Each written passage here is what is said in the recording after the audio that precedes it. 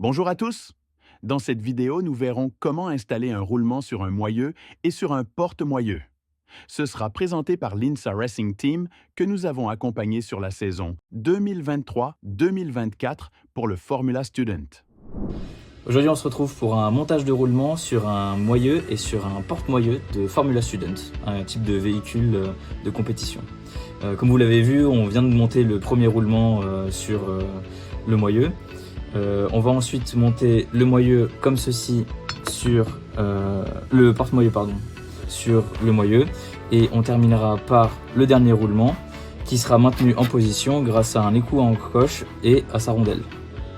Il faudra également des manchons pour la presse et un maillet pour monter le porte-moyeu. Donc pour effectuer le montage, on doit savoir quelle bague monter serrée, que ce soit sur le moyeu ou sur le porte-moyeu. La règle étant, la bague serrée doit être serrée sur la partie qui est mobile par rapport à la charge. Ici, on est sur une voiture qui roule, donc cette partie est accrochée aux roues et le poids de la voiture s'exerce comme ça. On suppose donc que l'arbre va tourner avec la rotation. C'est donc sur cet arbre qu'il faut monter serré les roulements. Le serrage est obtenu par tolérancement des différentes pièces. Donc là, comme on vous l'a dit, le porte-fusée doit être monté légèrement glissant sur le roulement. Dans ces cas, on n'a pas forcément besoin de la presse. Ici, on va le monter tout simplement au maillet.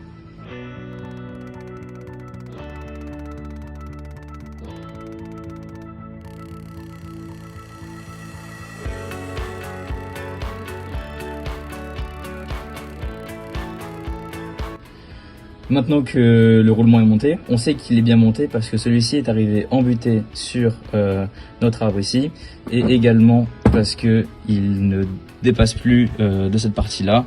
Effectivement, le porte-fusée est affleurant avec l'épaulement qui est juste à l'intérieur. On monte donc le reste du roulement de telle façon. Note importante, pour le monter comme ceci, on utilise donc un manchon sous forme de tube pour que le reste du moyeu puisse le traverser, et celui-ci est en appui sur la bague intérieure du roulement pour appuyer directement au plus proche.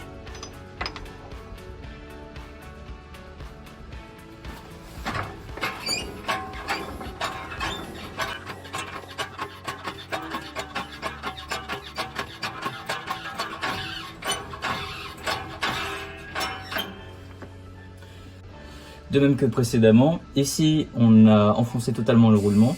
On peut le voir car il est affleurant avec la surface ici, et également car il est rentré en butée contre le lamage qui était dans le fond.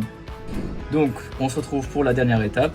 Donc maintenant on va serrer la rondelle qui va avec l'écrou à encoche.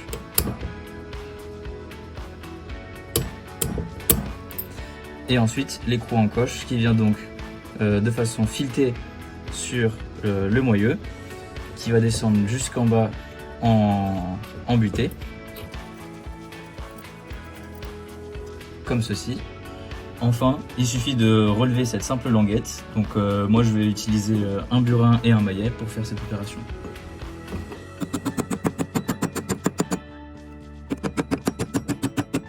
Cette languette permettra à ce que l'écrou ne se dévisse pas avec les vibrations. Vous savez désormais comment installer un roulement sur un moyeu et sur un porte-moyeu.